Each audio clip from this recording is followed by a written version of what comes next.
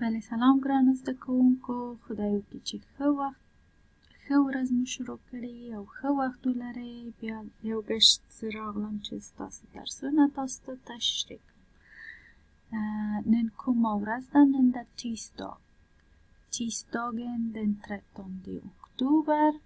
نن ده سه‌شنبه 11 oktober. Läs och lyssna på orden.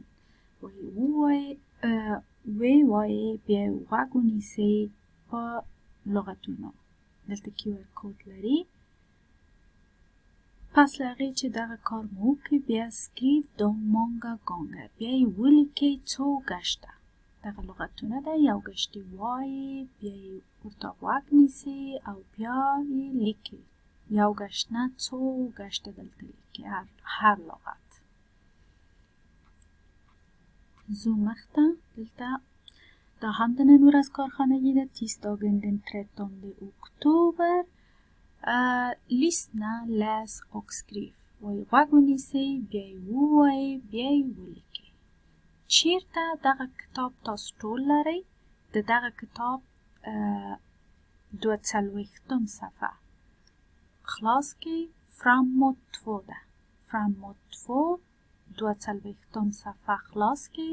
بیا QR کود ووهئ، وګورئ چې څه شی وایي. غوږ ونیسئ، بیا یې ولیکئ، ووایئ، بیا یې ولیکئ. او دلته عین شی ده. framåt 2 ده. 43 صفحه خلاص کړئ. نور شیان به یې غوږ ونیسئ، بیا ووایئ او بیا یې ولیکئ. دلته هم دا د نن ورځ تاریخ ده.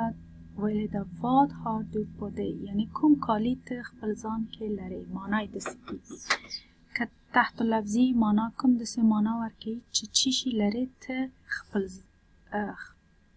ځان کې. نو prata med en kamrat، و یو چا سره خبرې وکړئ، یعنی یو تاسو نه پوښتنه وکړي، یو بل باید جواب ورکړي. vad har du på dig، چی شی لرئ ته په خپل ځان. تاسو باید په جواب کې وسې کوئ چې ووایئ jag har دغه شی دغه شی دغه شی، یعنی د یو سر نه شروع کوئ ټول شیان چې تاسو خپل ځان کې لرئ. مثلا کرتۍ، جورابې، پتلون، جاکټ، یخنقاب، ټول باید تشریح کړئ. دلته QR کود هم لري دواړه، دې ته هم غوږ ونیسئ. دا هم سه‌شنبه ده. Tisdagen den 13 oktober. Vad har du på sig؟ Vad har de på sig؟ Vad har de på sig؟ چی شی لري هغوی خپل ځان کې. Hon har، یعنی هغه جلکې لري خپل ځان کې دغه شی. بیا تاسو کولی شئ چې ووایئ.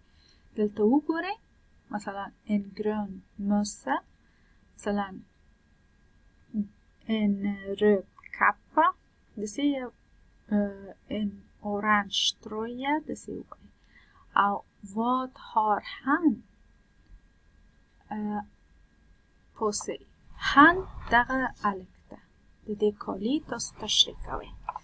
هن چی شي ده؟ هن یعنی نه جلکې نه سړی، د دوی ترمنځ یو کس، نه سړی نه ښځه. هن ورته وایي. فکر کوم دغه به یي، زه نه پوهېږم دغه به یي. نو وګورئ چې دا په خپل ځان کې کوم شیان لري. ګورئ او تشریح کوئ. مثلا ګرو سکور، مثلا بیکسورې کوم رنګ ده، داسې ورباندې غږیږي. دا هم د نن ورځ کارخانگی ده. دیکتامن ده. دلته QR کود ده. غوږ نیسئ، هر شی چې وایي دلته یې لیکئ. ویل ده lyssna och skriv orden. غوږ ونیسئ، بیا یې ولیکئ دلته. کارخانگیان ما همدومره و. خدای وکړي چې پوه سوي یاست. بیا هم که تاسو ته کوم سوال پیښیږي تاسو کولی سئ ما سره په تماس سئ. ښه ورځ ولرئ، ښه وخت. خدای مو په امان.